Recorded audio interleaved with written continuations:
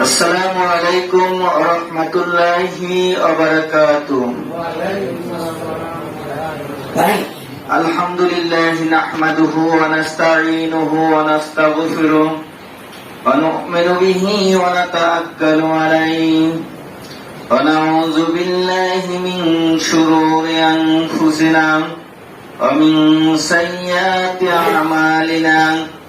من يهده الله فلا مضل له ومن يضلله فلا هادي له ونشهد أن لا إله إلا الله وأشهد أن محمدا عبده ورسوله أرسله بالحق بشيرا ونذيرا وداعيا إلى الله بإذنه وسراجا منيرا.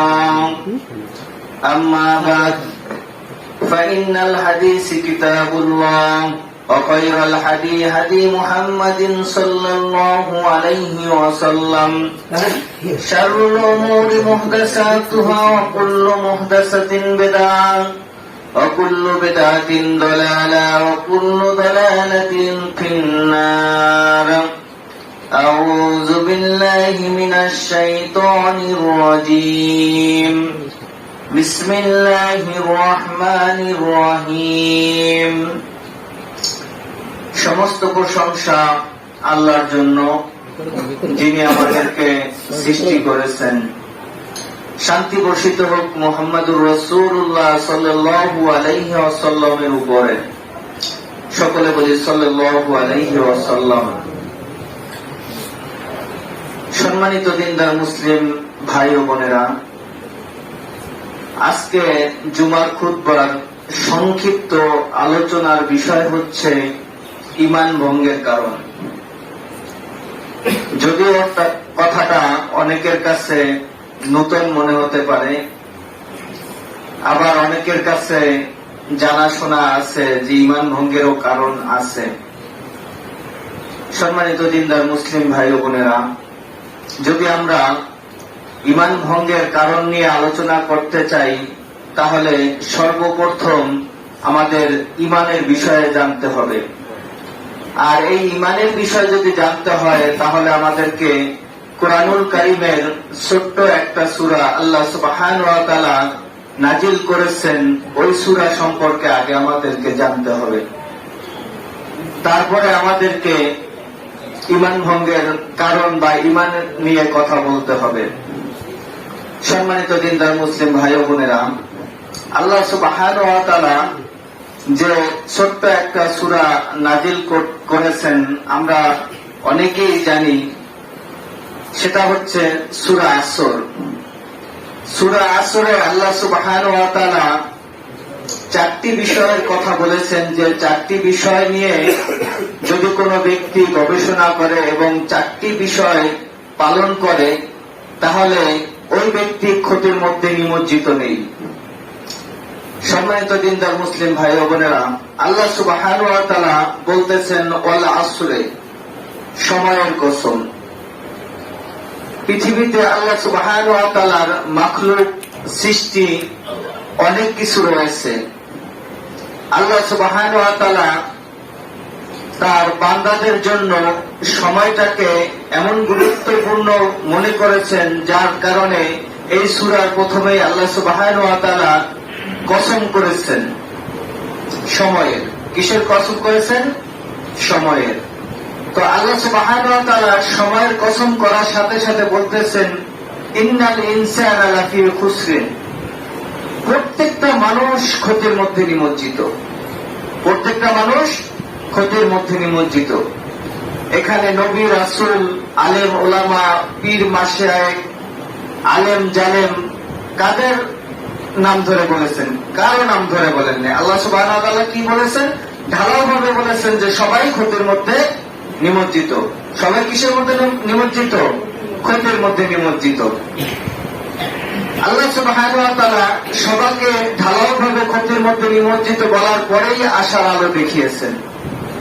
আল্লাহ সুবহানাহু ওয়া তাআলা বলতেছেন ইল্লাল্লাযিনা, আল্লাহ সুবহানাহু ওয়া তাআলা বলতেছেন ইল্লাল্লাযিনা, তারা বাদ দিয়ে।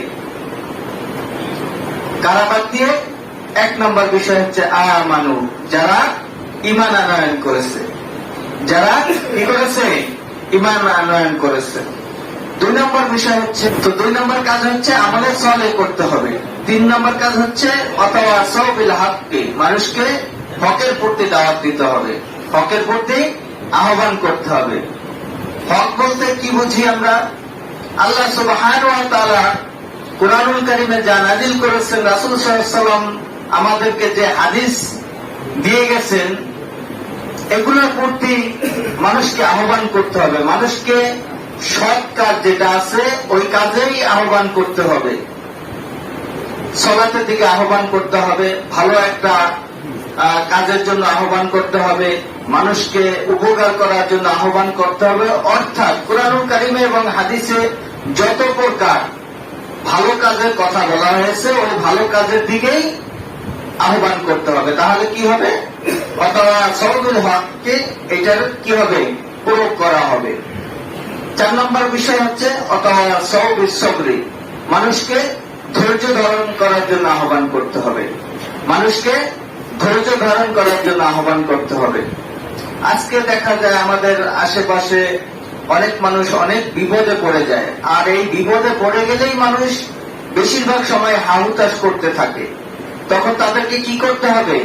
সবরের জন্য আহ্বান করতে হবে, সবর করতে বলতে হবে যে ভাই, এরপরে আল্লাহ সুবহানাহু ওয়া তাআলা কল্যাণ রেখেছেন, এই ছোট কল্যাণ থেকে আল্লাহ তাআলা বাঁচিয়েছেন, হয়তো বা তোমার এর চেয়ে বড় অকল্যাণ থাকতে পারত। তাই আমাদেরকে মানুষকে কি করতে হবে? সবরের দিকে আহ্বান করতে হবে। তাহলে আমরা এই সূরা আসর থেকে 4টা শিক্ষা পেলাম। সেটা হচ্ছে 1 নম্বরে ঈমান আনয়ন করতে হবে, 2 নম্বরে আমলে সালেহ করতে হবে, 3 নম্বরে হকের প্রতি মানুষকে আহ্বান করতে হবে, 4 নম্বর কি? মানুষকে সবরের দিকে আহ্বান করতে হবে। এই 4টা কাজ যে ব্যক্তি করবে তাকে আল্লাহ সুবহানাহু ওয়া তাআলা বলেছেন সে ক্ষতির মধ্যে নিমজ্জিত নেই। এই 4টা কাজ যে করবে সে কিসের মধ্যে নিমজ্জিত নেই? ক্ষতির মধ্যে নিমজ্জিত নেই। আর আল্লাহ সুবহানাহু ওয়া তাআলা যদি বলেন যে সে ক্ষতির মধ্যে নিমজ্জিত নাই, অবশ্যই সে সফলকাম। সে কি? সফলকাম, সে সফলতা লাভ করেছে। এজন্য আমাদের কি করতে হবে? এই 4টা কাজ করতে হবে। তাহলে 1 নম্বর যে কাজটা সেটা হচ্ছে ঈমান আনয়ন করা। আমরা তো এতক্ষণ এই 4টা কাজের কথা বললাম, এই 4টা কাজের মূলে কি? ঈমান। ঈমান না থাকলে এই বাকি 3টা কাজের কোনো মূল্য আছে? এই বাকি 3টা কাজের কোনো মূল্য নাই। এজন্য 1 নম্বরে আমাদের কি করতে হবে? ঈমান আনয়ন করতে হবে। আপনার আমার কাছে প্রশ্ন থাকতে পারে যে আমরা তো ঈমান আনয়ন করতে হয় না, তবে আজকে করতে হবে। আজকে কি করতে হবে? ঈমান আনয়ন করতে হবে। আল্লাহ সুবহানাহু ওয়া তাআলা যেহেতু বলেছেন যে আমানু, যারা ঈমান আনয়ন করেছেন, তাহলে আমরাও আজকে ঈমান আনয়ন করব। তো আমরা সকলে আজকে ঈমান আনয়ন করব এবং এই ঈমান আনয়ন করার পরে যে ঈমান ভঙ্গ হয়ে যায় এই বিষয়ে আলোচনা করব। ঈমান আনলেই তো ঈমান ভঙ্গ হওয়ার সম্ভাবনা থাকে, ওযু করলেই তো ওযু ভঙ্গ হওয়ার সম্ভাবনা থাকে নাকি? ওযু না করলে কারো চিন্তা আছে যে আমার ওযু ভঙ্গ হয়ে যাবে? সালাতে দাঁড়াইলেই তো চিন্তা থাকে যে আমার সালাত ভঙ্গ হয়ে যায়, তো বোঝা যায় যে আমি যদি এটা করি তাহলে আমার সিয়াম ভঙ্গ হয়ে যাবে। তাহলে আমাদেরকে কি করতে হবে? ঈমান আনয়ন করতে হবে। আমরা তো বংশগত মুসলিম, যার কারণে আমাদেরকে শাহাদা বাক্য পাঠ করতে হয় না। আমাদের কি করতে হয় না? শাহাদা বাক্য পাঠ করতে হয় না। আমরা আজকে শাহাদা বাক্য পাঠ করব। সম্মানিত দিনদার মুসলিম ভাই ও বোনেরা, আল্লাহ সুবহানাহু ওয়া তাআলা আমাদেরকে শাহাদাত বাক্য পাঠ করার পরে যদি মানুষ কাফের থাকে, তার জীবনের সমস্ত পিছনের যে গুনাহগুলো এগুলা কোনো ধরার মধ্যে পড়ে না, এগুলা তার আর হিসাবের খাতায় উঠবে না। এজন্য আমরা আজকে শাহাদা বাক্য পাঠ করে তারপরে আমরা ঈমান আনয়ন করে তারপরে ঈমান ভঙ্গের কারণগুলো জানবো। আপনারা কি বলেন? তাহলে আমরা সকলে বলি আশহাদু আল্লা ইলাহা ইল্লাল্লাহু ওয়া আশহাদু আন্না মুহাম্মাদান আবদুহু ওয়া রাসূলুহু। আমি সাক্ষ্য দিতেছি আল্লাহ ছাড়া কোন ইলাহ নেই, মুহাম্মদ সাল্লাল্লাহু আলাইহি সাল্লাম আল্লাহ সুবহানাহু ওয়া তাআলা প্রেরিত বান্দা ও রাসূল। আমরা কি করলাম? ঈমান আনয়ন করলাম। আমরা কি করলাম? ইকরার করলাম। আমরা কি করলাম? ইকরার করলাম, মুখে স্বীকার করলাম। আমরা কি করলাম? মুখে স্বীকার করলাম। ঈমানের হকিকত হচ্ছে তিনটি। ঈমানের হকিকত হচ্ছে তিনটি। সেটি হলো, এক নম্বরে হচ্ছে ইকরার বিল লিসান। এক নম্বরে কি? ইকরার বিল লিসান। এই যে আমরা ইকরার বিল লিসান করলাম। এখন আপনাদেরকে 1 মিনিট সময়, আপনি দিলে বিশ্বাস করেন, যেটা তাসদিক বিল জানান, অন্তরে বিশ্বাস করতে হবে আল্লাহ এক, মুহাম্মদ সাল্লাল্লাহু আলাইহি ওয়াসাল্লাম আল্লাহর প্রেরিত বান্দা ও রাসূল। এটা আমাদের অন্তরে বিশ্বাস করতে হবে। আরো বিশেষ করে 6টি গায়েবী বিষয়, যেমন ফেরেশতাদের উপর ঈমান আনতে হবে, বিগত নবীদের উপর ঈমান আনতে হবে, এরকম 6টি বিষয়ের উপরও কি করতে হবে? বিশ্বাস স্থাপন করতে হবে। তাহলে আমরা কি হব? 2 নম্বর কাজটা সম্পাদন করলাম। 1 নম্বর মুখে তো স্বীকার করলামই সবাই মিলে, তাই না? 2 নম্বর কাজটা অন্তরে বিশ্বাস করতে হবে। এখন কারো অন্তরের খবর কেউ জানে না। কে জানে?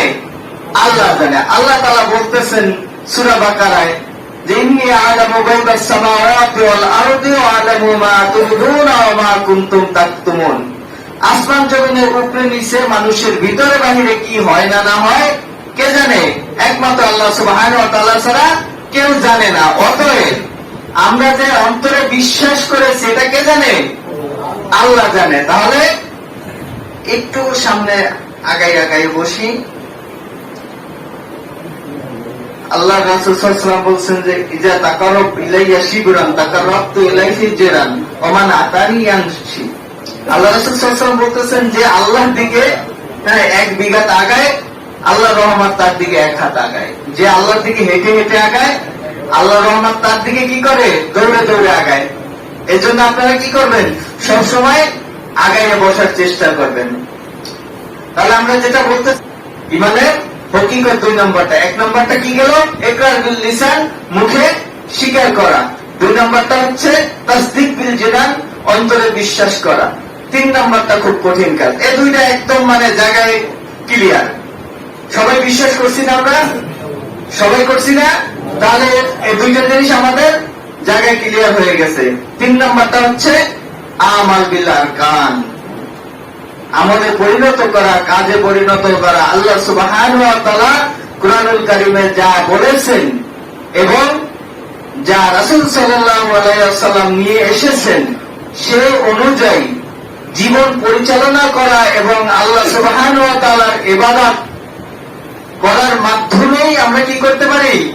আমলে পরিণত করতে পারি, কাজে পরিণত করতে পারি। তাহলে আমাদের 1 নম্বর বিষয়টা গেল কি? মুখে স্বীকার করা। 2 নম্বর বিষয় হচ্ছে অন্তরে বিশ্বাস করা। 3 নম্বর বিষয় হচ্ছে আমলে পরিণত করা, কাজে পরিণত করা। আমরা এই 3টে কাজ যখন সম্পন্ন করব তখন আমরা কি করব? পরিপূর্ণ মুসলিম হব। পরিপূর্ণ মুসলিম হব। এর থেকে যদি আমাদের বাদ পড়ে যায়, আমরা যদি একটা করি না, ধরি সারি, সলাৎ বেশিরভাগ মানুষই দেখা যায় যে সলাৎ ধরে সারে। কিছু সংখ্যক মানুষ নিয়মিত সলাৎ আদায় করে, বেশিরভাগ মানুষই সলাৎ আদায় করে না। আর সলাৎ আদায় না করলে মানুষ মুসলিম থাকতে পারে না। এই বিষয়টা আজকে বলবো না, যদি আল্লাহ সুবহানাহু ওয়া তাআলা তৌফিক দান করেন কোনো একদিন এসে বলবো। আজকের যে বিষয়টা সেটা হচ্ছে ঈমান ভঙ্গের কারণ সমূহ। আজকের বিষয়টা কি? ঈমান ভঙ্গের কারণ সমূহ। আমরা ঈমান এনেছি, এখন আমরা ঈমান ভঙ্গের কারণটা জানাটা কি খুবই জরুরি দরকার। যেমন মানুষ চাকরিতে জয়েন করার পরে তো তার কি কি কাজ করলে তার চাকরি চলে যেতে পারে ওই বিষয়ে তার সতর্কতা।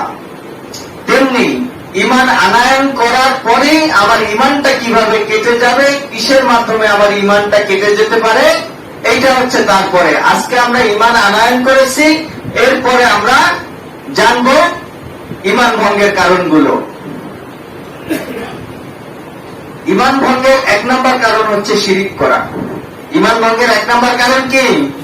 শিরিক করা। ঈমান ভঙ্গের 2 নম্বর কারণ হচ্ছে আল্লাহ এবং বান্দার মাঝে মাধ্যম স্থির করা। ঈমান ভঙ্গের 2 নম্বর কারণ আল্লাহ এবং বান্দার মাঝে মাধ্যম স্থির করা। ঈমান ভঙ্গের 3 নম্বর কারণ হচ্ছে কাফির মুশরিককে কাফির মুশরিক মনে না করা। আমি ইনশাআল্লাহ প্রত্যেকটা দলিল দিব, আল্লাহ সুবহানাহু ওয়া তাআলা তৌফিক দান করেন। আমি আগে 10টা কারণ আপনাদেরকে বলি। ঈমান ভঙ্গের 4 নম্বর কারণ হচ্ছে ইসলামের কোন বিষয় নিয়ে ঠাট্টা বিদ্রুপ করা। ঈমান ভঙ্গের 4 নম্বর কারণ হচ্ছে ইসলামের কোন বিষয় নিয়ে ঠাট্টা বিদ্রুপ করা। একটু খেয়াল করেন, খুব খেয়াল করে একটু শুনেন। আমি আপনাদের উপকারের জন্য ঢাকা থেকে আসছি। আল্লাহ সুবহানাহু ওয়া তাআলা যাতে আমাকেও জানা দেন, আপনারাও যেন এই বিষয়টা জানতে পারেন, এজন্য আমি কিন্তু ঢাকা থেকে এখানে আপনাদের কাছে আসছি। আপনারা একটু খেয়াল দিয়ে শুনবেন যাতে আপনাদের উপকার হয়।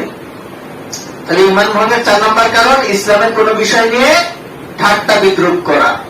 ঈমান ভঙ্গের 5 নম্বর কারণ হচ্ছে জাদু করা, জাদু শিক্ষা দেওয়া, জাদুর সাথে সম্পর্কিত কোন কার্যক্রমের সাথে জড়িত থাকা। ঈমান ভঙ্গের 5 নম্বর কারণ হচ্ছে জাদু করা, জাদু শিক্ষা দেওয়া এবং জাদুর সাথে সম্পর্কিত কোন কার্যক্রমের সাথে জড়িত থাকা। ঈমান ভঙ্গের 6 নম্বর কারণ হচ্ছে মুসলিমের বিরুদ্ধে কাফির মুশরিকদের সাহায্য সহযোগিতা করা।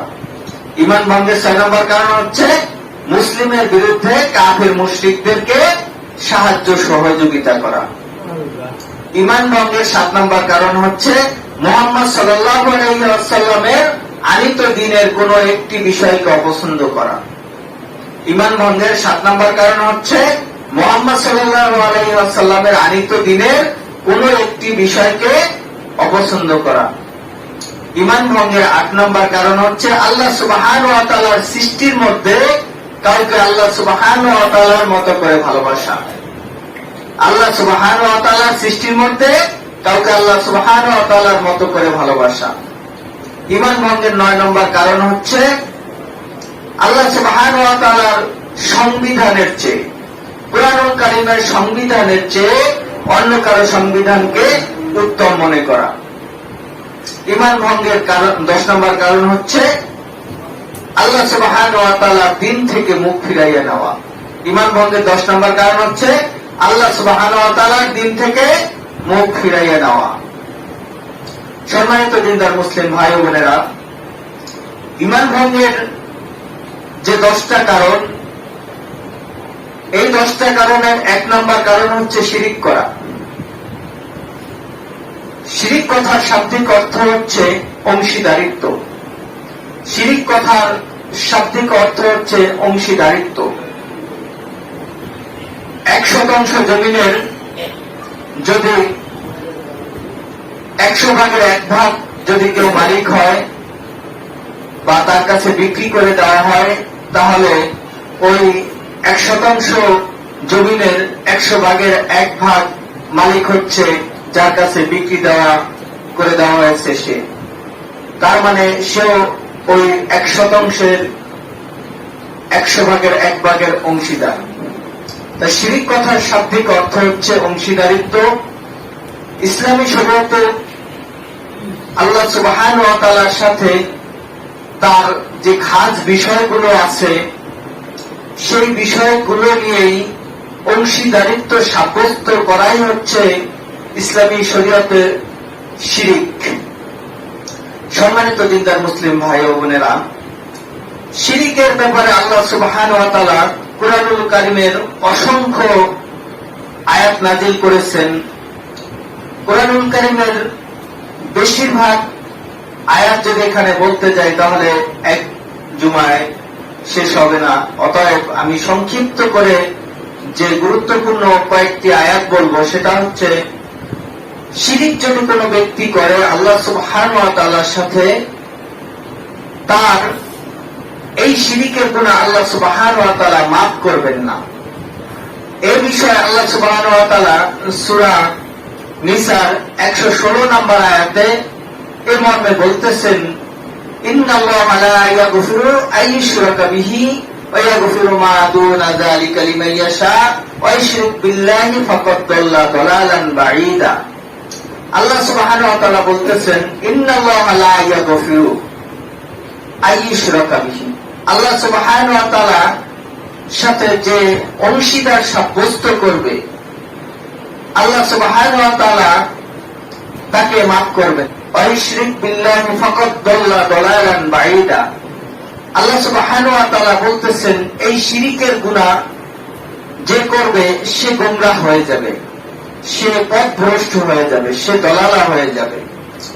সম্মানিত দিনদার মুসলিম ভাই ও বোনেরা, তবে যদি মানুষ মৃত্যু বরণ করার আগে আল্লাহ সুবহানাহু ওয়া তাআলার কাছে মাফ চায়, খালেস ভাবে তওবা করে, তাহলে আল্লাহ সুবহানাহু ওয়া তাআলা এই শিরকের গুনাহ কি করবেন? ক্ষমা করে দিবেন। তবে মৃত্যুবরণ করলে যদি আপনি 5টা ছেলের 4টাকেই মস্ত বড় আলেমও রেখে যান বা আপনার সমস্ত সম্পদ আল্লাহর রাস্তায় দিয়েও যান, তাও আল্লাহ সুবহানাহু ওয়া তাআলা কি করবেন না? মাফ করবেন না। এজন্য মানুষের কি করতে হবে? মৃত্যুর আগেই শিরকের গুনাহ আল্লাহর কাছ থেকে মাফ করে নিতে হবে। আল্লাহ সুবহানাহু ওয়া তাআলা এই শিরিক করলে আর কি হবে এই মর্মে আল্লাহ সুবহানাহু ওয়া তাআলা সূরা মায়েদার 72 নম্বর আয়াতে বলতেছেন ইন্নাহু মাইয়ুশরিক বিল্লাহি ফাকাদ হারামাল্লাহু আলাইহিল জান্নাহ ওয়া মাওয়াহুন নার ওয়া মা লিয-যালিমিনা মিন আনসার। আল্লাহ সুবহানাহু ওয়া তাআলা এই শিরিকের ব্যাপারে বলতেছেন যে আল্লাহর সাথে শিরিক করবে তার জন্য জান্নাতকে হারাম করে দেওয়া হবে। জান্নাতকে কি করে দেওয়া হবে? হারাম করে দেওয়া হবে। আর তার আবাসস্থল হবে জাহান্নাম। ওয়ামাওয়াহুন নার, তার আবাসস্থল হবে জাহান্নাম। ওমা লিয-যালিমিনা মিন আনসার, তার জন্য কেউ সাহায্যকারী থাকবে না, তাকে কেউ সাহায্য করবে এমন কেউ থাকবে না। আল্লাহ সুবহানাহু ওয়া তাআলা সূরা মায়েদায় 72 নম্বর আয়াতে আমাদেরকে কি করতেছেন? সতর্ক করতেছেন যে এই শিরিক করে মারা গেলে কি হবে? জান্নাত কি হারাম আর আবাসস্থল জাহান্নাম, আর তার কোনো সাহায্যকারী থাকবে না। এজন্য আমাদেরকে কি করতে হবে? শিরিক থেকে দূরে থাকতে হবে। সম্মানিত দিনদার মুসলিম ভাই ও বোনেরা, আল্লাহ সুবহানাহু ওয়া তাআলা এই যে শিরিক সবচেয়ে বড় পাপ, সবচেয়ে বড় জুলুম, এই ব্যাপারে আল্লাহ সুবহানাহু ওয়া তাআলা সূরা লুকমানের 13 নম্বর আয়াতে বলতেছেন ইয়া বুনাইয়া লা তুশরিক বিল্লাহ ইন্না শিরকা লাযুলমুন আযীম। লুকমান আলাইহিস সালাম তার সন্তানকে উপদেশ দিতে গিয়ে বলতেছেন হে আমার আদরের সন্তান, হে আমার আদরের পুত্র, তুমি আল্লাহর সাথে কাউকে শরীক করো না, আল্লাহর সাথে কাউকে অংশীদার স্থাপন করিও না। আর এই অংশীদার সাব্যস্ত করা হচ্ছে সবচেয়ে বড় জুলুম, সবচেয়ে বড় পাপ, সবচেয়ে বড় গোমরাহি। এজন্য আমাদের কি করা যাবে না? আল্লাহ সুবহানাহু ওয়া তাআলার সাথে কারো অংশীদারিত্ব স্থাপন করা যাবে না। তাহলে এই অংশীদারিত্ব কিসে কিসে হয়? এই অংশীদারিত্ব আল্লাহ সুবহানাহু ওয়া তাআলার সাথে কিসে কিসে হয়? সেটা হতে পারে ইবাদতের ক্ষেত্রে, সেটা হতে পারে মান্যতের ক্ষেত্রে, সেটা হতে পারে জবের ক্ষেত্রে, সেটা হতে পারে সার্বভৌমত্বের ক্ষেত্রে, আল্লাহ সুবহানাহু ওয়া তাআলার ক্ষমতার ক্ষেত্রে। এই বিষয়গুলো আমাদের সব সময় খেয়াল রাখতে হবে যে এই বিষয়গুলোর মধ্যে যেন আমরা না পড়ে যাই। শিরিক তাওহীদের বিপরীতে শিরিক, তাওহীদের বিপরীতে হচ্ছে শিরিক। তাওহীদ কি? এক আল্লাহকে মেনে নেওয়া, এক আল্লাহকে মেনে নেওয়া। তাওহীদ হচ্ছে এক আল্লাহকে মেনে নেওয়া। আর এই তাওহীদের বিপরীতে কি?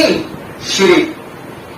সম্মানিত দিনদার মুসলিম ভাই ও বোনেরা, আল্লাহ সুবহানাহু ওয়া তাআলা সূরা জুমারের 65 নম্বর আয়াতে আল্লাহ সুবহানাহু ওয়া তাআলা বলতেছেন যদি আমরা শিরিক করি তাহলে আমাদের পিছনের সমস্ত আমল নষ্ট হয়ে যাবে। এই কথা আল্লাহ সুবহানাহু ওয়া তাআলা মুহাম্মদ রাসূলুল্লাহ সাল্লাল্লাহু আলাইহি ওয়াসাল্লামকে হুঁশিয়ার করে দিয়ে বলেছেন যে ওয়ালাকাদ উহিয়া ইলাইকা, হে নবী তোমার কাছে ওহী করা হয়েছে, ওয়া ইলাল্লাযীনা মিন ক্বাবলিকা, এবং তোমার পূর্বে যারা এসেছিল নবী তাদের কাছেও ওহী করা হয়েছে, লাইন আশরাকতা লা ইয়াহবাতান্না আমালুকা, তুমিও যদি আল্লাহর সাথে শরীক সাব্যস্ত করো, অংশীদারিত্ব বানাও, তাহলে তোমারও আমল নষ্ট করে দেওয়া হবে, আমল নষ্ট হয়ে যাবে। মুহাম্মদ সাল্লাল্লাহু আলাইহি ওয়াসাল্লাম সৃষ্টিকুলের শ্রেষ্ঠ জীব, সৃষ্টিকুলের শ্রেষ্ঠ জীব, সেই শ্রেষ্ঠ জীব আল্লাহ সুবহানাহু ওয়া তাআলার সবচেয়ে প্রিয় ব্যক্তি, তার আমলও কি করা হবে? নষ্ট করে দেওয়া হবে। তাহলে আপনি আমি কে? আপনার আর আমার ভ্যালু কি? পীর মাশায়েখের ভ্যালু কি? আলেম ওলামার কি ভ্যালু? মুহাম্মদ সাল্লাল্লাহু আলাইহি সাল্লামকে যেখানে আল্লাহ সুবহানাহু ওয়া তাআলা সতর্কবাণী দিয়েছেন, সতর্ক করতেছেন, ওখানে আপনার আমার কোনো কি নেই? ভ্যালু নেই। এজন্য আমাদেরকে কি করতে হবে? শিরক থেকে সবসময় দূরে থাকতে হবে। ঈমান ভঙ্গের 10টা কারণ যা আজকে আমরা শুনলাম, অনেকে আমরা শুনতে পারি না, অনেকে আমরা কি করছি? গাফেল হয়ে গেছি, আমরা দূরে ছিলাম, আসতে পারিনি সময় মতো, যার কারণে অনেকে আমরা ঈমান ভঙ্গের 10টা কারণ শুনতে পারিনি। কারণ একজন মুসলিমের আর একজন কাফেরের মধ্যে পার্থক্য হচ্ছে ঈমান। একজন মুসলিম আর একজন কাফেরের মধ্যে পার্থক্য কি? ঈমান। একজন কাফের যদি মৃত্যু বরণ করে, তাকে সাথে সাথে ধরে জাহান্নামে ফেলে দেওয়া হবে, আর ওখান থেকে সে কোনোদিন বের হতে পারবে না, সে চিরস্থায়ী জাহান্নাম। আজকে যদি আমার ঈমান কেটে যায় আর আমার মৃত্যু হয়ে যায়, তাহলে তো আমারও ওই কাফেরের মতোই চিরস্থায়ী জাহান্নাম। তাহলে এই ঈমান ভঙ্গের কারণগুলো জানা ফরজে আইন, এই ঈমান ভঙ্গের কারণগুলো জানা ফরজে আইন। তো সম্মানিত দিনদার মুসলিম ভাই ও বোনেরা, ঈমান ভঙ্গের 1 নম্বর কারণ নিয়ে আলোচনা করেছে আল্লাহ সুবহানাহু ওয়া তাআলা কুরআনুল কারীমে 4টা আয়াত আপনাদের মাঝে পেশ করেছি। ঈমান ভঙ্গের 2 নম্বর কারণ আল্লাহ এবং বান্দার মাঝে মাধ্যম স্থির করা। আল্লাহ এবং বান্দার মাঝে আজকে সমাজে অনেক মানুষ, যদিও আহলে হাদিস অধ্যুষিত এলাকায় কিছুটা কম, কিন্তু এছাড়া হানাফিদের মাঝে এর প্রবণতা বেশি। পীর ধরতে হবে, খানকায় যাইতে হবে, তারপরে অনেক রকম মাধ্যম সৃষ্টি হয়। এমনকি মুহাম্মদ সাল্লাল্লাহু আলাইহি ওয়াসাল্লামকেও মাধ্যম বানাতে তারা একটু পিছপা হয় না। সম্মানিত দিনদার মুসলিম ভাই বোনেরা, আল্লাহ সুবহানাহু ওয়া তাআলা এই মর্মে সূরা ইউনূসের 18 নম্বর আয়াতে আল্লাহ সুবহানাহু ওয়া তাআলা বলতেছেন, ওয়া ইয়াবুদুনা মিন দুনিল্লাহ, এই মূর্খ লোকেরা আল্লাহকে বাদ দিয়ে কাদের ইবাদত করতেছে? ইয়াবুদুনা মিন দুনিল্লাহি মা লা ইয়াদুররুহুম ওয়া লা ইয়ানফাউহুম ওয়া ইয়াকুলুনা হাউলাই শাফাউনা ইনদাল্লাহ। আল্লাহ সুবহানাহু ওয়া তাআলা বলতেছেন যে এই মূর্খ লোকগুলা বলে যে আমরা তো আল্লাহ সুবহানাহু ওয়া তাআলার সরাসরি ইবাদত করতে পারবো না, এদের মাধ্যমেই আমাদের আল্লাহর কাছে পৌঁছাইতে হবে। এগুলো ছিল তৎকালীন কাফের মুশরিকদের কথা, তারা পূজা করত। আর আজকের জমানায় মুসলমানরা মাধ্যম খুঁজে, হয় পীরের, নয় খানকার, নয় রাসূলের, কারো না কারো মাধ্যম ধরতেই চায়, বলে এদেরকে ছাড়া কোনোভাবেই জান্নাতে যাওয়া সম্ভব না, জান্নাত পাওয়া যাবে না। এই কথাগুলো এরা বলতে থাকে। আল্লাহ সুবহানাহু ওয়া তাআলা সূরা বাকারার 186 নম্বর আয়াতে বলতেছেন, ওয়া ইযা সাআলাকা ইবাদি আন্নী ফাইন্নী করিব, হে নবী, আমার কোন বান্দা যখন আমার ব্যাপারে জিজ্ঞেস করে যে আমি কোথায়, তখন তুমি তাকে বলে দিও আমি তার সবচেয়ে নিকটে। যে আল্লাহ সুবহানাহু ওয়া তাআলা আমাদের নিকটে, তাকে ডাকতে কি আমাদের মাধ্যম প্রয়োজন আছে, তাকে তার কাছে কিছু চাইতে হলে কি আমরা মাধ্যম ধরবো? যদি আমরা মাধ্যম ধরি তাহলে আমাদের কি হবে? ঈমান কেটে যাবে, আমাদের ঈমান থাকবে না। আল্লাহ সুবহানাহু ওয়া তাআলা বলতেছেন, ওয়াইজা সাআলাকা ইবাদি আন্নী ফাইন্নী করিব উজিবু দাওয়াতাদ দাঈ ইযা দাআনি। তাই তাদেরও উচিত যে আমার আহ্বানে সাড়া দেওয়া। ফালিয়াস্তাজিবু লি ওয়া লিউমিনু বি লাআল্লাহুম ইয়ারশুদুন। এবং আমার উপর পরিপূর্ণ ঈমান আনা, আমার উপর কি করা? পরিপূর্ণ ঈমান আনা, তাতে এরা কি হবে? সফল কাম হবে, এরা সফল হতে পারবে। তো আল্লাহ সুবহানাহু ওয়া তাআলাকে কি করতে হবে? সরাসরি ডাকতে হবে। আল্লাহ সুবহানাহু ওয়া তাআলা অন্যত্র বলেন, অনাহনু আকরাবু ইলাইহি মিন হাবলিল ওয়ারিদ। আমি আমার বান্দার ঘাড়ের শাহরক অপেক্ষাও নিকটতর। আল্লাহ সুবহানাহু ওয়া তাআলা বলতেছেন, আমি আমার বান্দার ঘাড়ের শাহরক অপেক্ষাও কি নিকটতর। আপনার আমার ঘাড়ের শাহরক কোনটা? এই যে এইখানে, একবারে এইখানে, তার চেয়ে আল্লাহ সুবহানাহু ওয়া তাআলা নিকটে। তারপরে যদি আপনি আমি ভায়া মাধ্যম ধরতে চাই তাহলে কি হবে? আমাদের ঈমান কেটে যাবে। এক, আল্লাহকে সরাসরি ডাকতে হবে, এক কি আল্লাহকে সরাসরি ডাকতে হবে, কোন ভায়া মাধ্যম ধরা যাবে না। যদিও আমি হানাফি ছিলাম, পীরের আঁকা থেকে উঠে এসেছি, ওখানে আমার লেখাপড়া ছিল চরমনাইতে, ওখান থেকে আমি এসেছি। যখন কোরআন সুন্নাহ নিয়ে গবেষণা করা ধরলাম তখন দেখতেছি যে এগুলো সব বাতিল ফিরকা। এগুলো কি বাতিল ফিরকা, এগুলো ইসলামে চলে না, কোরআন হাদিসে চলে না। এজন্য এগুলোকে কি করেছি? পরিত্যাগ করেছি। আল্লাহ রাসূল সাল্লাল্লাহু আলাইহি ওয়াসাল্লাম বলতেছেন যে তারাকতু ফীকুম আমরাইন লান তাদিল্লু মা তামাসসাকতু বিহিমা কিতাবুল্লাহি সুন্নাতুর রাসূলিহি। আমি চলে গেলাম, তোমাদের মাঝে দুটো জিনিস রেখে গেলাম, যতক্ষণ পর্যন্ত এই দুটো জিনিস তোমরা আঁকড়িয়ে ধরবা ততক্ষণ পর্যন্ত তোমরা পথভ্রষ্ট হবে না। সে দুটা কি? কুরআনুল কারীম আর রাসূলের সুন্নাহ সহিহ হাদিস। যতক্ষণ পর্যন্ত আপনারা কাউকে আঁকড়িয়ে ধরার আপনাদের দরকার নেই, আপনি কোরআন সুন্নাহ নিয়ে গবেষণা করেন। আল্লাহ সুবহানাহু ওয়া তাআলা কুরআনুল কারীমে বলেছেন যে ওয়ালাকাদ ইয়াসসারনাল কুরআনা লিযিকরি ফাহাল মিন মুদ্দাক্কির। আমি তো কোরআনকে সহজ করে দিয়েছি, কি আছে এর থেকে উপদেশ নিয়ে নিবা নাও। তোমরা কি কোরআন নিয়ে গবেষণা করো না?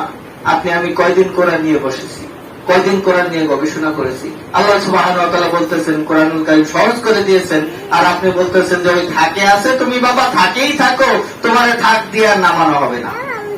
তুমি খুব কঠিন জিনিস, তোমাকে পাহাড় গ্রহণ করতে চায় নাই, তোমাকে জিন জাতি গ্রহণ করতে চায় নাই, আরো বড় বড় যারা ছিল আসমান জমিন কেউ গ্রহণ করতে চায় নাই, মানুষ গ্রহণ করছে। যারা গ্রহণ করছে হেরা লইয়ে পড়ে থাক, হ্যাঁ, আমার ওটা ধরার দরকার নেই, ওই থাকে সাজাইয়ে রাখবে। কুরআনুল কারীম ধরতে হবে না। এই কুরআনুল কারীম কাল কিয়ামতের দিন নালিশ করবে আল্লাহ সুবহানাহু ওয়া তাআলার কাছে যে এই কুরআনুল কারীম আমারে থাকে সাজাইয়ে রাখছে, আমার উপর ধুল ময়লা পড়ছে, মাসে একদিন, সপ্তাহে একদিন, বছরে একদিন, এটার উল্টাই দেখে নাই। সম্মানিত দিনদার মুসলিম ভাই বোনেরা, কোরআন হাদিস নিয়ে আমাদের কি করতে হবে? আমরা তো আরবি পড়তে পারি না, বাংলা পড়তে পারি না, এমন লোক খুব কম আছে। চেষ্টা করেন, চেষ্টার কোনো ত্রুটি করিয়েন না। সম্মানিত দিনদার মুসলিম ভাই বোনেরা, তো আল্লাহ সুবহানাহু ওয়া তাআলা আমাদেরকে কোরআন নিয়ে গবেষণা করতে বলছে। অবশ্যই কোরআন নিয়ে গবেষণা করতে হবে, কোরআন অনুযায়ী জীবন পরিচালনা করতে হবে। আমি যদি কোরআন নিয়ে জীবন পরিচালনা করতে পারি তাহলে দেখা যাবে এই দুনিয়ার বেশিরভাগ জিনিসই মিথ্যা, একবারে ধোঁকাবাজি, একবারে কি ধোঁকাবাজি। এজন্য আমরা অনেকেই কোরআনের ধারে কাছে যাই না। সম্মানিত দিনদার মুসলিম ভাই বোনেরা, কাফির মুশরিককে কাফির মুশরিক মনে না করা, এটা হচ্ছে ঈমান ভঙ্গের 3 নম্বর কারণ। ঈমান ভঙ্গের 3 নম্বর কারণ কাফির মুশরিককে কাফির মুশরিক মনে না করা। আল্লাহ সুবহানাহু ওয়া তাআলা এই মর্মে সূরা বাকারার 256 নম্বর আয়াতে বলতেছেন যে ফামাইয়াকফুর বিত-তাগুত ওয়া ইউমিন বিল্লাহ। সুতরাং যে তাগুতকে অস্বীকার করবে এবং এক আল্লাহর উপর ঈমান আনবে, যে কি করবে? তাগুতকে অস্বীকার করবে এবং এক আল্লাহর উপর ঈমান আনবে। ফাকাদিন তামসাকা বিল উরওয়াতিল উসকা, সে এমন একটা শক্ত রশি ধারণ করলো, সে এমন একটা কি করলো, শক্ত রশি ধারণ করলো, যা কখনো ছিঁড়বে না, যা কখনো কি করবে না, ছিঁড়বে না। তো আমাদেরকে কি করতে হবে, এক আল্লাহর উপর ঈমান আনতে হবে, আর তাগুতকে, কাফের মুশরিককে কি করতে হবে, তাগুত কি, কাফির মুশরিক এবং আল্লাহর বিরোধী যারা, তাদেরকে কি বলা হয়, তাগুত। তাগুতকে কি করতে হবে, অস্বীকার করতে হবে, আর এক আল্লাহর উপরে ঈমান আনতে হবে। তাহলে কি হবে, আমরা যে রশিটা ধরবো, এই রশিটা আল্লাহ পর্যন্ত আমাদেরকে কি করবে, পৌঁছাইয়ে দেবে। এই রশি আমাদের আর ছিঁড়বে না। আল্লাহ সুবহানাহু ওয়া তাআলা কুরআনুল কারীমের সূরা বাকারার 256 নম্বর আয়াতে আমাদেরকে জানিয়েছেন। আল্লাহ সুবহানাহু ওয়া তাআলা সূরা মায়েদার 51 নম্বর আয়াতে বলতেছেন, ইয়া আইয়ুহাল্লাযীনা আমানু, হে ঈমানদারগণ। প্রথমে বলেছেন কি, ঈমানদারগণ, যাদের ঈমান নাই। এতক্ষণ কিন্তু ঈমানের আলোচনাই করেছে, তাই না? আমাদের কি এখন কি ঈমান আছে? আমরা যারা শাহাদাত পাঠ করছি, এখন পর্যন্ত কি আছে, আমাদের ঈমান আছে। তাহলে আমাদেরকে আল্লাহ সুবহানাহু ওয়া তাআলা লক্ষ্য করে বলতেছেন যে, ইয়া আইয়ুহাল্লাযীনা আমানু, হে ঈমানদারগণ, লা তাত্তাখিযুল ইয়াহুদা আও নাসারা আউলিয়া, তোমরা ইহুদি এবং খ্রিস্টানকে কি করো না, বন্ধু বানিও না। তোমরা ইহুদি খ্রিস্টানকে কি করো না, বন্ধু বানিও না। বা'দুহুম ইলা বা'দিন, তারা একে অপরের বন্ধু। ওয়া ইয়াতাআল্লাহুম মিনহুম ফাইন্নাহু মিনহুম, তো তোমরা যদি কেউ তাদেরকে কি করো, বন্ধু হিসেবে গ্রহণ করো, তাহলে তোমরাও তাদের একজন হিসেবে কি হবে, গণ্য হয়ে যাবে। সম্মানিত দিনদার মুসলিম ভাই ও বোনেরা, আমাদেরকে কি করতে হবে, কাফের মুশরিককে বন্ধু বানানো যাবে না। তাহলে কি হবে, আমাদের ঈমান থাকবে না, আমাদের ঈমান কেটে যাবে। আমাদের কি হবে, ঈমান কেটে যাবে। অনেকেরই হিন্দু অনেক বন্ধু থাকে, যদিও আমাদের এই সমস্ত অঞ্চলে, বাংলাদেশে ইহুদি খ্রিস্টানের সংখ্যা কম, তবে হিন্দুর সংখ্যা একটু বেশি, তাই না? এই হিন্দু অনেকের বন্ধু থাকে। হিন্দু বন্ধু থাকলে কি হবে, সব ঠিক আছে। হিন্দু বন্ধু থাকলে তার ঈমান কেটে যাবে। সম্মানিত দিনদার মুসলিম ভাই ও বোনেরা, আল্লাহ সুবহানাহু ওয়া তাআলা এই মর্মে আরো বলতেছেন, সূরা বাকারা 120 নম্বর আয়াত। আল্লাহ সুবহানাহু ওয়া তাআলা বলতেছেন, ওয়ালান তারদান কাল ইয়াহুদা ওয়ালান নাসারা হাত্তা তাত্তাবিয়া মিল্লাতাহুম। আল্লাহ সুবহানাহু ওয়া তাআলা তার রাসূলকে লক্ষ্য করে বলতেছেন, ইহুদি এবং খ্রিস্টানরা কখনো আপনার উপর সন্তুষ্ট হবে না, যতক্ষণ পর্যন্ত না আপনি তাদের মিল্লাতের, তাদের দলের অনুসরণ করেন। যতক্ষণ পর্যন্ত তাদের দলের অনুসরণ না করা হবে, ততক্ষণ পর্যন্ত রাসূল সাল্লাল্লাহু আলাইহি ওয়াসাল্লামের উপরেই সন্তুষ্ট হবে না, যে মহামানব ছিলেন, যার কোন ত্রুটি বিচ্ছুতি কোনদিন কোন কাফের ধরতে পারে নাই, তার উপরে সন্তুষ্ট হবে না। আর আপনি আমি বন্ধুত্ব করতেছি, আপনি মনে করেন যে আপনার আমার সাথে সে আসলে বন্ধুত্ব না, কখনো না। আপনার থেকে ফায়দা লোটার জন্য সে আপনাকে বন্ধু হিসেবে গ্রহণ করেছে।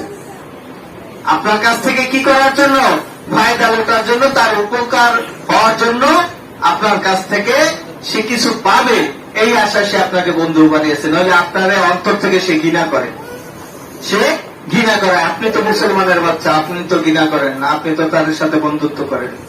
তাহলে কি হবে, ঈমান কেটে যাবে।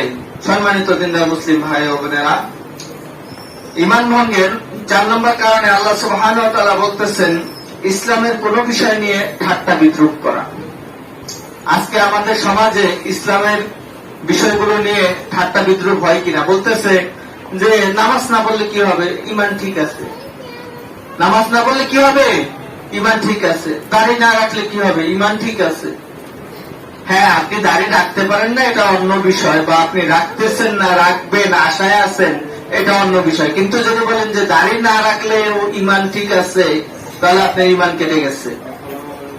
আপনি যদি বলেন যে পর্দা না করলে কি হবে, ঈমান ঠিক আছে, তাহলে আপনার ঈমান কেটে গেছে। কেন? এটা একটা আল্লাহর বিধানকে নিয়ে আপনি ঠাট্টা বিদ্রুপ করলেন, কারণ এটা হচ্ছে কোরআনের বিধান, হাদিসের বিধান। তাহলে এই কোরআনের হাদিসের বিধান নিয়ে আপনি ঠাট্টা বিদ্রুপ করবেন আর আপনার ইমান বসে থাকবে? না, ইমান বসে থাকবে না, আপনার ইমান কেটে যাবে। সম্মানিত দিনদার মুসলিম ভাই ও বোনেরা, আল্লাহ সুবহানাহু ওয়া তাআলা এই মর্মে বলতেছেন, যদি কেউ আল্লাহ সুবহানাহু ওয়া তাআলার কোন বিধান নিয়ে ঠাট্টা বিদ্রুপ করে, তাকে শুধুমাত্র ভাই বোনেরা ইমান ভঙ্গের 5 নম্বর কারণ হচ্ছে জাদু করা, জাদু শিক্ষা দেওয়া এবং জাদুর সাথে সম্পর্কিত কোন কার্যক্রমের সাথে জড়িত থাকা। সে জাদু হতে পারে স্বামী স্ত্রীর মধ্যে মিলন, তারপর অন্য কারো মেয়েকে ভাগিয়ে নিয়ে আসার জন্য, অন্য কাউকে বান মেরে মৃত্যুর দিকে ঠেলে দেওয়ার জন্য, তার শারীরিক অসুস্থতার জন্য তাকে জেল চালান করা, এই ধরনের কালো জাদু যেটাই হোক, এটাই করলে কি হবে? ইমান কেটে যাবে। এজন্য আল্লাহ সুবহানাহু ওয়া তাআলা সূরা বাকারার 102 নম্বর আয়াতে বলতেছেন, ফাস্তাবাউ মা তাতলু শায়াতিনু আলা মুলকি সুলাইমানা ওয়া মা কাফারা সুলাইমান ওয়ালাকিন্না শায়াতিনা কাফারু ইউআল্লিমুনা আন-নাস আস-সিহরা। আল্লাহ সুবহানাহু ওয়া তাআলা বলতেছেন, ফাস্তাবাউ মা তাতলু শায়াতিনু। আল্লাহ সুবহানাহু ওয়া তাআলা বলতেছেন যে তারা ইত্তেবা করত, অনুসরণ করত যা শয়তান আবৃত্তি করত। কোন সময়? মুলকি সুলাইমানা, সুলাইমান আলাইহিস সালামের রাজত্বকালে। আমা কাফারা সুলাইমানা, সুলাইমান আলাইহিস সালাম কুফরি করে নাই, শয়তান কুফরি করেছে। সে কি করেছে? মানুষকে জাদু শিক্ষা দিয়েছে। তো জাদু শিক্ষা দিলে, জাদু করলে কি হবে? ইমান কেটে যাবে। সম্মানিত দিনদার মুসলিম ভাই ও বোনেরা, আল্লাহ সুবহানাহু ওয়া তাআলা এই জাদু থেকে আমাদেরকে রক্ষা করেন। একমাত্র তাওয়াক্কাল তো আল্লাহ বলতে হবে। হয়তোবা এই আহলে হাদিস অধ্যুষিত এলাকায় তাবিজ তুমারের বিষয়টা একটু কম আছে নাকি? আপনাদের এলাকায় আছে? তাবিজ যে শিরক, এটা অনেক মানুষই জানে না, অনেক মানুষই জানে না। যেমন আল্লাহ রাসূল সাল্লাল্লাহু আলাইহি ওয়াসাল্লাম বলতেছেন যে মান তাআল্লাকা তামিমাতান ফাকাদ আশরাকা, যে ব্যক্তি তাবিজ লিখবে, গলায় ঝুলাবে এবং তাবিজের সাথে সম্পর্কিত কোন কার্যক্রমের সাথে জড়িত থাকবে, সেই শিরক করলো আর সেই মুশরিক। তাহলে তাবিজের মাধ্যমে জাদু করা বা তাবিজ লটকানো, তাবিজ ঝুলানো, লটকানো, এই যে তামিমা, এটাই হচ্ছে শিরক। এটা আমাদেরকে মানুষের মাঝে পৌঁছে দিতে হবে যে তাবিজ যতটুকু সম্ভব এই শিরক সমাজ থেকে উৎখাত করতে হবে। তাহলে আপনি অতাওয়াসবিল হকের কাজ করলেন।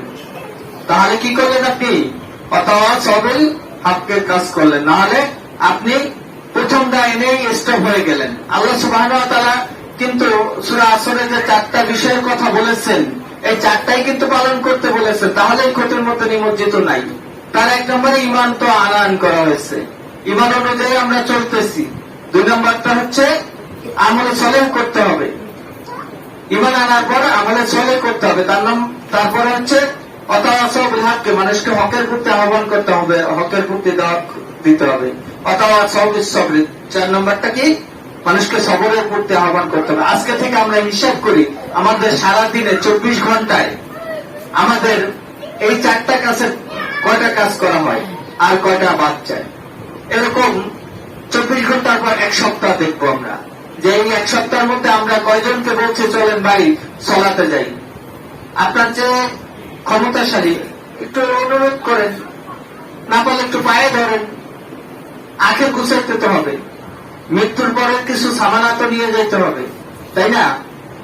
আমরা তো মুখ দিয়ে বলি না যে আমার সন্তানদেরকেই বলি না, অথচ আল্লাহ সুবহানাহু ওয়া তাআলা বলেছেন যে ইয়া আইয়ুহাল্লাযীনা আমানু কু আনফুসাকুম ওয়া আহলিকুম নারা, হে ঈমানদারগণ, তোমরা নিজে জাহান্নামের আগুন থেকে বাঁচাও, তোমার আহলে পরিবার যারা আছে তাদেরকে জাহান্নামের আগুন থেকে বাঁচাও। আপনার সন্তানের বয়স তো 19 বছর, সে তো সিনেমা দেখে বেড়ায়, মাস্তানি করে বেড়ায়, বিড়ি খাইয়া বেড়ায়, তাকে আপনি সালাতে দাওয়াত কবে দিচ্ছেন? আপনি তো সকালবেলা বলতেছেন যে ছেলেটা সারা রাত পড়ছে, ও একটু ঘুমাক, ওর সালাত আদায় করাতে হবে না।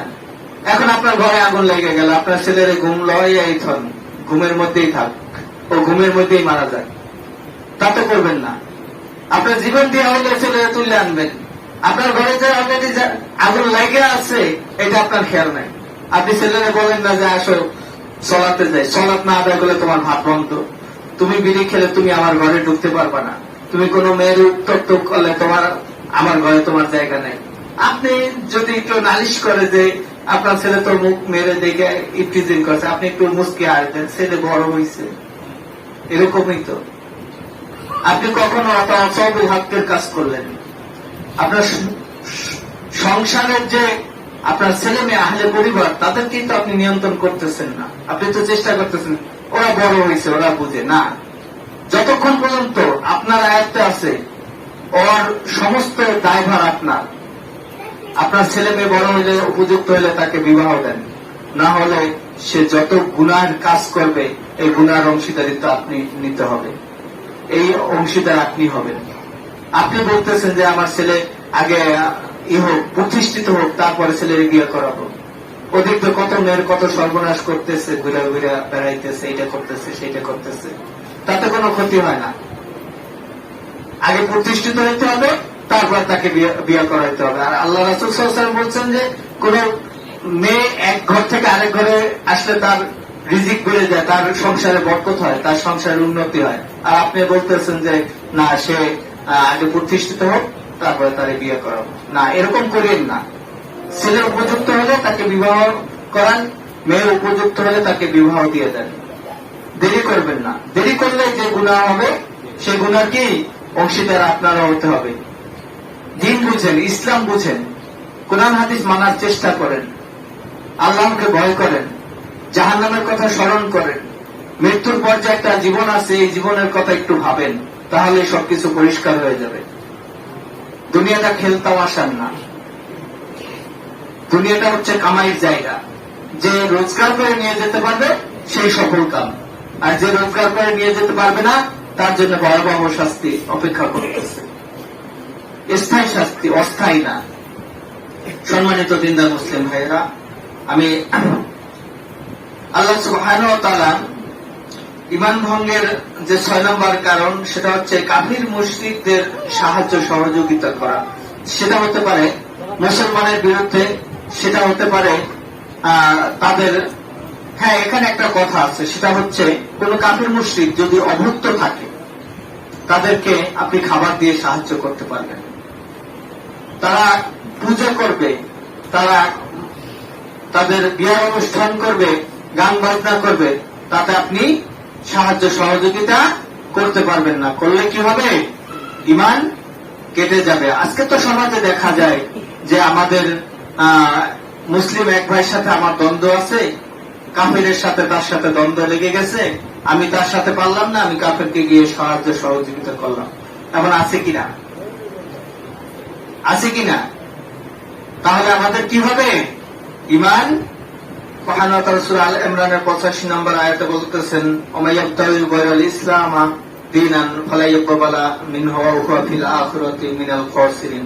আল্লাহ সুবহানাহু ওয়া তাআলা বলতেছেন, ইসলাম বাদ দিয়ে অন্য কোন জীবন ব্যবস্থা যদি কেউ খুঁজে ফেরে তা তার থেকে গ্রহণ করা হবে না, এবং সে আখিরাতে ক্ষতিগ্রস্তদের অন্তর্ভুক্ত হবে। আর আল্লাহ সুবহানাহু ওয়া তাআলা বলতেছেন যে ইন্না দীনা ইনদাল্লাহিল ইসলাম, আল্লাহ সুবহানাহু ওয়া তাআলার কাছে মনোনীত দিন, মনোনীত ধর্ম একমাত্র ইসলাম। আমার এই ইসলামকেই মনে প্রাণে বিশ্বাস করতে হবে, আর কোন ধর্ম নাই। যদি আপনাদেরকে জিজ্ঞেস করে পৃথিবীর মধ্যে সবচেয়ে উত্তম ধর্ম কোনটা, তো ভুল বললেন। ধর্মই একটা। তাহলে যদি ইসলাম উত্তম ধর্ম হয়, তার চেয়ে কম উত্তম আরেকটা হতে পারে? ইসলাম ছাড়া আর কোন জীবন ব্যবস্থা আর কোন দিন নাই, ওটা তাদের বানানো, ওটা তাদের বানানো। মুসা আলাইহিস সালামের যে জীবন বিধান ছিল সেটা কি ছিল? ইসলাম ছিল। আদম আলাইহিস সালামের যে বিধান ছিল সেটাও কি ছিল? ইসলাম ছিল। ইসলাম ছাড়া অন্য কোন জীবন ব্যবস্থা ছিল না। তাহলে আমরা অন্য কিছুকে ইসলামের নামে চালিয়ে দিতে পারি না। দিন একটাই, ধর্ম একটাই, সেটা হলো ইসলাম। প্রত্যেক নবীর ধর্মই হচ্ছে ইসলাম। এখন তো ইহুদি হয়েছে, খ্রিস্টান হয়েছে, তারপরে আপনার সনাতন, মানে বিভিন্ন ধর্ম তারা কি করছে? বানাইছে। আর প্রত্যেক নবীর ধর্ম কি ছিল? ইসলাম ছিল। মুসা আলাইহিস সালামেরও ধর্ম ইসলাম, ঈসা আলাইহিস সালামেরও ধর্ম ইসলাম। এই প্রশ্নে কেউ ফেল মারিয়েন না যে পৃথিবীতে ধর্ম একটাই, আর সেটা কি ইসলাম। অন্য কোন জীবন ব্যবস্থা আল্লাহ সুবহানাহু ওয়া তাআলা রাখেননি। এজন্য আমাদেরকে কি করতে হবে? একমাত্র ইসলামকেই মেনে নিতে হবে। আর জীবনের বাকি সময়টুকু এই ইসলামের মধ্যে থেকেই যেন আমরা মৃত্যুবরণ করতে পারি। সম্মানিত দিনদার মুসলিম